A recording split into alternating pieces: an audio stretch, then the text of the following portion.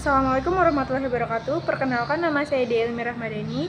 Di sini saya akan menjelaskan tentang pengertian osmosis, proses terjadinya osmosis pada sel tumbuhan dan sel hewan, serta faktor kecepatan osmosis.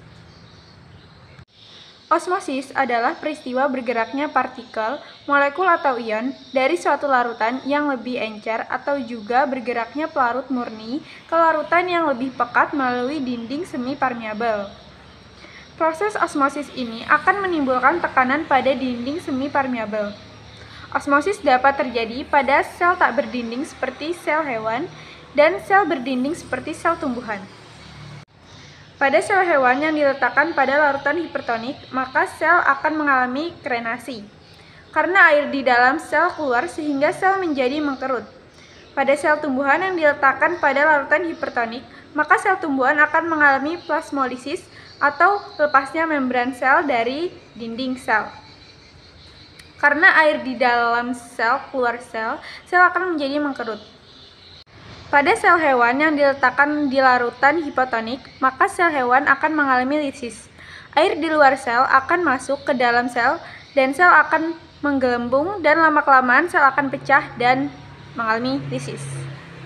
Pada sel tumbuhan yang masuk pada larutan hipotonik, sel akan mengalami turgid atau kaku.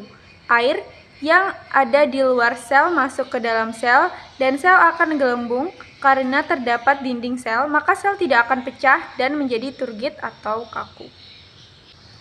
Jika sel hewan dimasukkan pada larutan isotonik, maka tidak terjadi osmosis karena konsentrasi air di dalam dan di luar sel sama, sehingga sel tidak mengalami perubahan.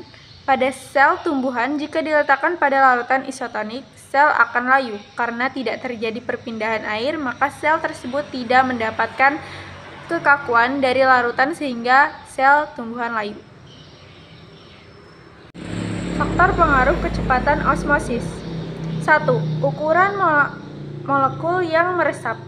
Molekul zat yang lebih kecil dibandingkan dengan garis pusat lubang membran, maka akan menjadikan lebih mudah untuk meresap. Yang kedua, keterlarutan lipid.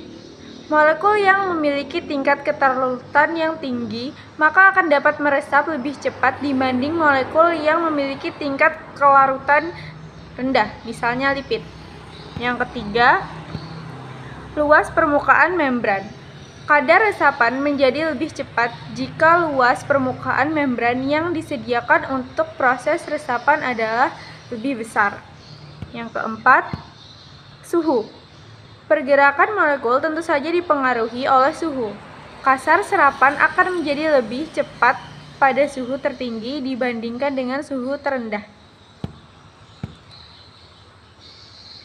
Baik, dari penjelasan yang saya jelaskan tadi, dapat diambil kesimpulan bahwa osmosis merupakan peristiwa perpindahan zat dari bagian yang berkonsentrasi rendah ke bagian yang berkonsentrasi tinggi melewati membran semi permeabel.